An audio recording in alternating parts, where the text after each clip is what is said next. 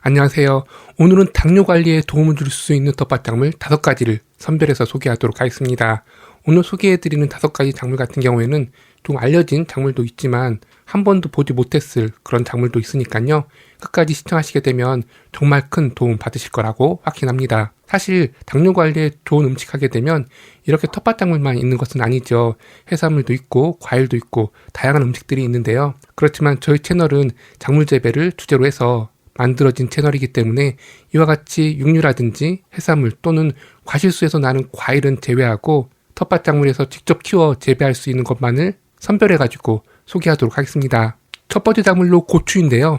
고추는 캡사신과 비타민 C 성분이 풍부하게 함유되어 있어서 혈당 조절에 도움을 줄 수가 있습니다.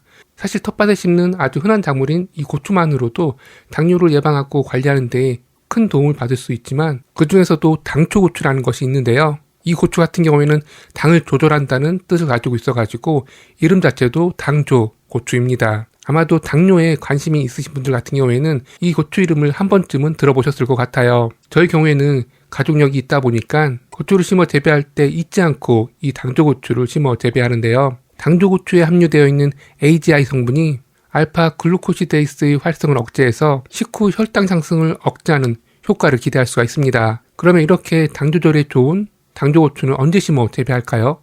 그리고 고추하게 되면 텃밭에 심어 재배하는 작물 중에서도 병충해가 가장 많은 것으로 아주 유명한 작물이죠. 그러면 당조고추도 병충해가 많지 않을까라고 생각하셔가지고 심는 것을 조금 꺼려하실 수도 있을 것 같은데요. 그래서 당조고추를 심는 시기는 물론이고 당조고추 재배 과정에서 병충해는 얼마나 발생하는지 제가 직접 매 심어 재배하면서 경험했던 것을 바탕으로 해서 설명드려 보도록 하겠습니다. 우선 당조고추 모종 심는 시기는 다른 고추 모종 심는 시기와 동일하다고 보시면 됩니다. 보통 제가 봄에 심는 작물 중에서 조금 빨리 심어주세요 라고 하는 작물이 있는가 하면은 좀 늦게 심었으면 좋겠습니다 라고 하는 작물이 있는데요. 고추 같은 경우에는 봄에 심는 작물 중에서 좀 늦게 심어줬으면 하는 그런 작물 중에 하나입니다. 그 이유라고 한다면 역시나 냉해 피해가 발생할 수 있는 작물이기 때문인데요. 그렇기 때문에 중부지역 기준으로 했을 때에는 4월달이나 5월 초보다는 이렇게 날이 완전히 풀리는 5월 중순 정도에 심어주시면 좋습니다. 당조고추를 매년 심어가지고 재배하면서 느낀 점인데요. 병충해가 그렇게 많지 않더라고요. 내병계성 고추가 아닌 것으로 알고 있는데 그럼에도 불구하고 탄저병이 오거나 고추 초기 생육 과정에서 정말 흔하게 발생하는 진드물 피해도 거의 발생하지 않았거든요. 이런 이유에서 초보자도 충분히 이 당조고추를 유기농으로 재배해서 건강하게 드실 수가 있습니다. 물론 당조고추도 고추 품종의 하나이기 때문에 여름이 오고 가을에 접어들게 되면 식감이 현저히 떨어지는 그런 특징을 가지고 있어요. 그렇기 때문에 저 같은 경우에는 이렇게 5월달에 당조고추 모종을 심고 장마가 오기 전까지 충분한 양의 당조고추를 수확 진행하려고 노력하고요.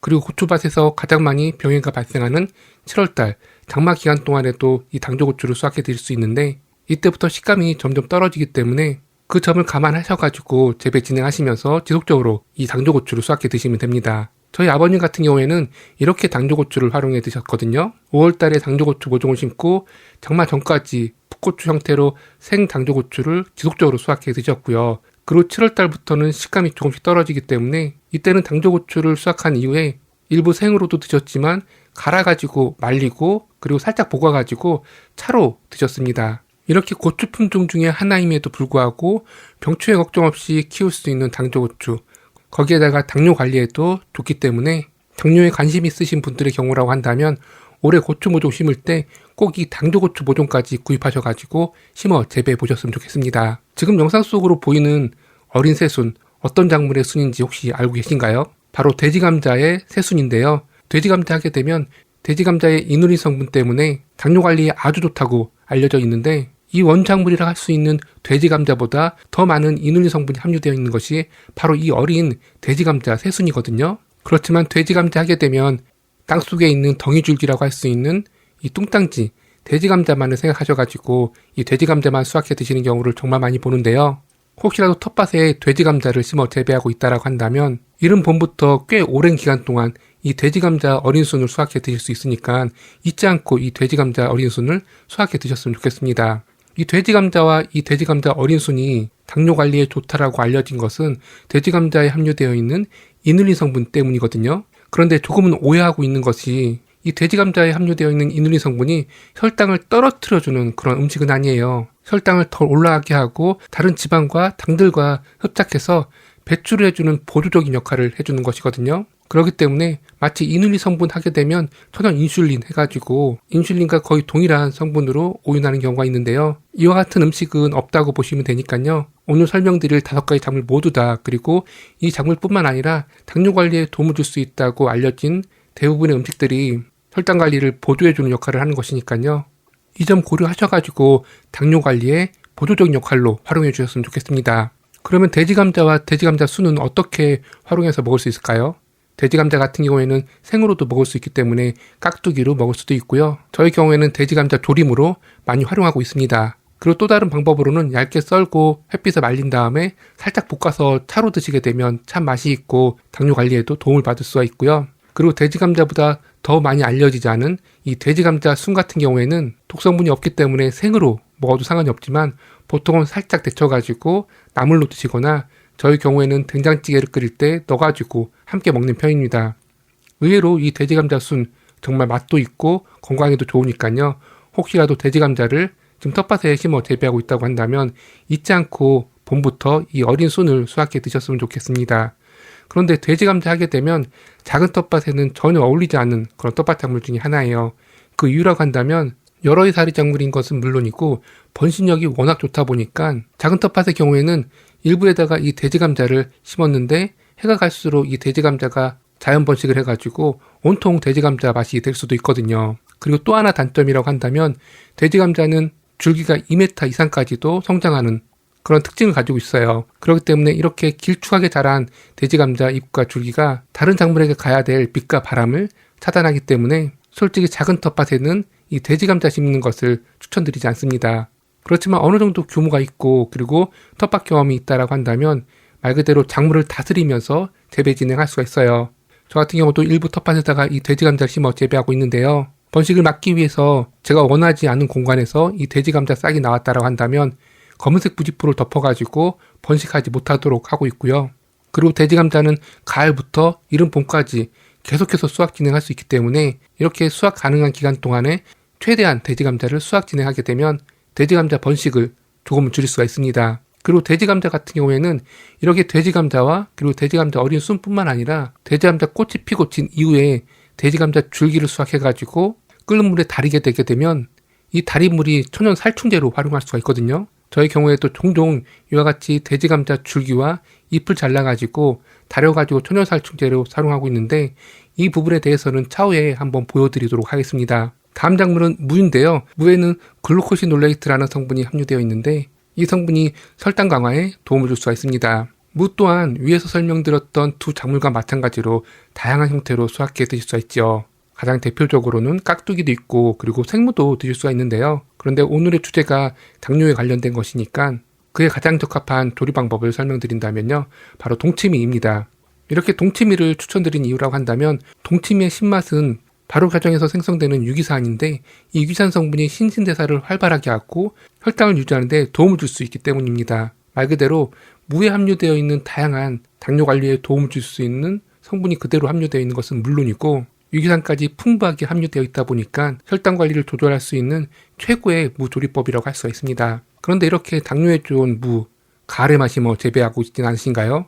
무 하게 되면 보통 봄과 가을 재배가 가능한데 가을에 이 무를 심어 재배할 경우라고 한다면 병충해가 워낙 많다 보니까 유기농으로 재배한다는 것은 거의 불가능에 가까울 정도예요. 그런데 이렇게 봄에 무를 심게 되면 워낙 이른 봄에 씨앗을 파종하기 때문에 병충해 걱정 없이 이 무를 재배할 수 있다는 장점을 가지고 있어요. 중부지역 기준 했을 때는 보통 4월 초쯤에 씨앗 파종하고 6월 중순 정도에 이 봄무를 수확 진행하는데요. 저희 경우에는 4월 초까지 기다릴 것도 없이 빠르면 3월 말부터도 이 분무 씨앗을 파종하고 6월 초에서 6월 중순 정도에 이 무를 수확해 먹고 있습니다. 이렇게 조금이라도 빨리 분무 씨앗을 파종하려고 하는 이유는 역시나 충피해 걱정 없이 이 무를 재배하기 위함인데요. 이런 이유에서 무 재배하게 되면 항상 천벌레 피해가 발생하다 보니까 심는 것이 망설여졌다라고 한다면 올해는 이렇게 이른 봄에 분무 씨앗을 구입해가지고 한번 심어보세요. 그러면 정말로 재배 기간 내내 무밭에 농약을 치지 않고선도 충분히 이렇게 큼직한 무를 수확해 드실 수가 있습니다. 다음 작물은 녹두인데요. 녹두에는 풍부한 식이섬유와 함께 단백질 함량이 높아가지고 혈당 조절에 도움을 줍니다. 뿐만 아니라 녹두에 함유되어 있는 플라보로이드 성분 또한 항산화작용을 통해 가지고 혈당 관리에 도움을 줄 수가 있습니다. 사실 녹두뿐만 아니라 밭에 심는 다양한 콩과 작물들이 당뇨 관리에 정말 도움을 줄 수가 있거든요. 그렇지만 그 중에서도 저나 저희 아버님이 도움을 받았던 것은 이 녹두인데요. 녹두하게 되면 조금 생소할 수 있지만 초보자도 충분히 유기농으로 접근할 수 있을 정도로 병충해가 그렇게 많지 않고요. 그리고 수확한 뒤로도 먹는 방법이 아주 간단한데 그대로 밥을 질 때 녹두밥을 해서 드시면 됩니다. 그럼 녹두는 텃밭에 언제 심어 또 수확할까요? 녹두는 씨앗으로 파종 진행하시면 되고요. 빠르면 4월 중순부터도 씨앗 파종 가능해요. 이렇게 4월 중순부터 씨앗 파종 가능하고 보통은 6월 초까지도 씨앗 파종을 할 수가 있습니다. 그리고 수확 시기는 조금 빨리 파종했다라고 한다면 장마가 끝날 무렵인 7월 말부터 수확 진행 가능하고 늦게는 9월 중순까지도 수확할 수가 있습니다.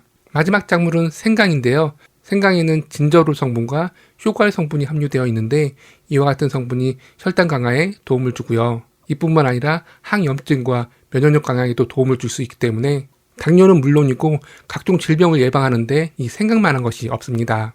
그런데 생강하게 되면 재배 기간도 길고 그리고 싹을 틔우기 정말 어려운 그런 텃밭 작물 중에 하나이다 보니까 잘 심어 재배하지 않는 것을 많이 보는데요.